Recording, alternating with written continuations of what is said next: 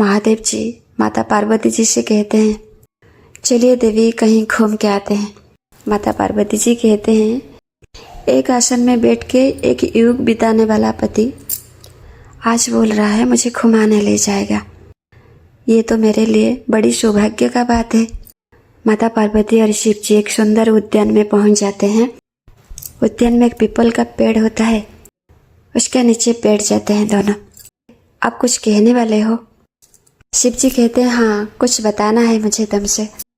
जब तुम्हें कोई सीक्रेट बात बताना होता है मैं तुम्हें कहीं ले चलता हूँ। तुम्हारे सिवा मैं अपना सीक्रेट बात और किसी को बताता नहीं। माता पार्वती कहते हैं, अच्छा जो सीक्रेट बात आप मुझे बताते हैं वो संत मुनि ऋषियों तक कैसे पहुंच जाता है? क्या है ना, आप बीच में सो जाते हो। मुनि ऋषियाँ सदा जागृत रहते हैं, वो जागा हुआ रहते हैं। तुम बीच में सो जाते हो, वो लोग सुन लेते हैं। आपको जो बताना है बताएंगे, पर मेरे एक बात का जवाब दे दीजिए। आपका मृत्यु क्यों नहीं हुआ? संसार में सब मरते हैं, आप क्यों नहीं मरते? शिव जी बताते हैं, मेरा जन्म नहीं हुआ ना, मैं स्वयंभू हूँ। जन्म होने के लिए माता पिता तो चाहिए। जन्म होने के लिए या मृत्यु होने के लिए प्रकृति का समर्थन चाहिए। प्रकृति का समर्थन नहीं होगा तो जन्म भी नहीं होगा, मृत्यु भी नहीं होगा। मैं प्रकृति से परे हूँ, मैं प्रकृति से मुक्त हूँ। शिव कहते हैं, ना मैं संसार हूँ, ना मैं प्रकृति हूँ, ना मैं जन्म और मृत्यु के बीच में फंसने वाला बंधन हूँ। संसार जन्म को सत्य मानता है, मृत्यु को भी सत्य मानता है। जैसे मृत्यु अज्ञानता है, जन्म भी अज्ञानता है, वो सत्य नहीं है। जन्म और मृत्यु दोनों सपना है। संसार सर्वदा सोया हुआ है। जब नींद से उठता है वो सोचता है मैं जागा हुआ हूँ। वो जागृत में भी सोया हुआ है, नींद में भी सोया हुआ है। पर संत योगी नींद में भी जागृत है, परंतु दोनों अज्ञानता है।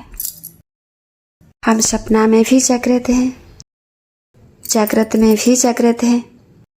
जिस वक्त हम शरीर से जुदा होंगे, जिस वक्त हम शरीर छोड़ेंगे, तब भी हम जगा हुआ रहेंगे, तब भी हम जागृत रहेंगे।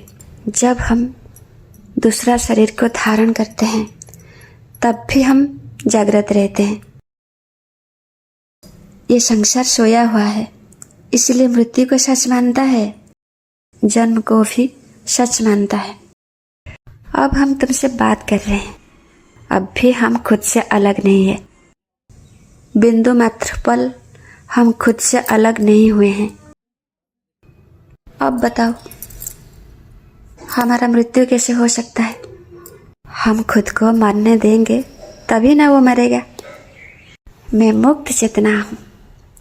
मैं माता पिता गुरु ज्ञान संसार से मुक्त हूँ। ऐसा नहीं समझ लेना मैं किसी से जुड़ा हुआ नहीं हूँ। मैं सबके साथ हूँ, फिर भी मैं मुक्त हूँ। मैं स्वतंत्र अवश्य हूँ, लेकिन मैं द्वैत नहीं अद्वैत हूँ। हर पल मैं ज्ञान में रहता हूँ। मैं हूँ, सिर्फ मैं हूँ। मैं एक हूँ, सिर्फ जानने वाला मैं हूँ। वो मैं आत्मा हो, बीज रूप में चैतन्य आत्मा में हूँ, जो सृष्टि के साथ जुड़ा हूँ। हर पल में ज्ञान में हूँ। आने वाला हर स्थिति परिस्थिति और अवस्थिति में मैं जुड़ा हुआ हूँ। सुख दुख रूप रस गंध स्वाद में मैं सूक्ष्म रूप में जुड़ा हूँ। वो बीज में मैं हूँ, क्योंकि बीज जगा हुआ है। बीज को सब कुछ पता है। बीज को पता है पेड़ कैसा होगा, उसका हाइट कितना होगा, फूल का रंग कैसा होगा, पेड़ का फल मीठा होगा या तीखा होगा या खट्टा होगा। पहले से बीज को पता है। और तुम्हारे जैसा हम बीच में सो गए होते, ये जो पीपल का पेड़ देख रहे हो ना, इसमें आम आ जाता, केला का पेड़ में नारियल आ जाता। सिर्फ प्रकृति और संयोग देता है। मैं जीवन हूँ, मैं सदा जीवित हूँ, सिर्फ मैं सत्य हूँ। पेड़ पौधा कीट पतंग जो भी फॉर्म में मैं होता हूँ, जो भी शरीर को मैं धारण करता हूँ, मैं खुद को नहीं भूलता। हमारा एक ही काम है, अपने आप को याद दिलाना। इसीलिए हमारा नाम जीवन है। आपका ये ज्ञान के बातें ऊपर से जा रहा है, मुझे कुछ समझ में नहीं आ रहा है। आपको पति बना के मैंने बड़ी भूल की। ना हमारा घर है, ना परिवार है, कुछ नहीं। शिव जी बता रहे हैं, इसीलिए तो हम यहाँ आए हैं। तो फिर बताइए, तुमको भी मैं अमर बना देता हूँ। सच्ची, सच में? नहीं नहीं नहीं नहीं, बिल्कुल नहीं।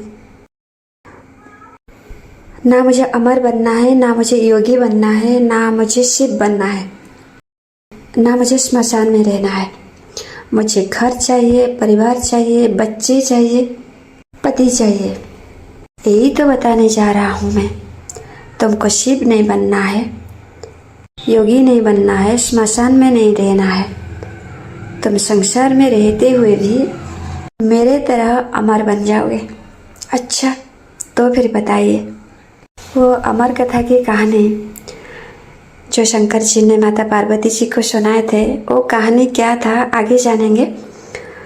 शिव जी वो कहानी बताने के बाद उनका नाम हो गया अमरनाथ, और वो प्लेस था अमरनाथ के प्लेस। वो स्थान प्रसिद्ध है। शंकर जी का कहना है, माताएं बहुत भोली होते हैं। उनको कोई भी बात बताओ, माताओं को कोई भी बात बताओ, बहुत दूर तक पहुंच जाता है, कहीं ना कहीं पहुंच जाता है। जय शिव, जय जीव। माताएं जब शिव मंदिर जाते हैं, पति के लिए जाते हैं या पुत्र के लिए जाते हैं, धन वैभव के लिए जाते हैं, पर ज्ञान के लिए, सत्य के लिए शिव जी को आराधना करना चाहिए।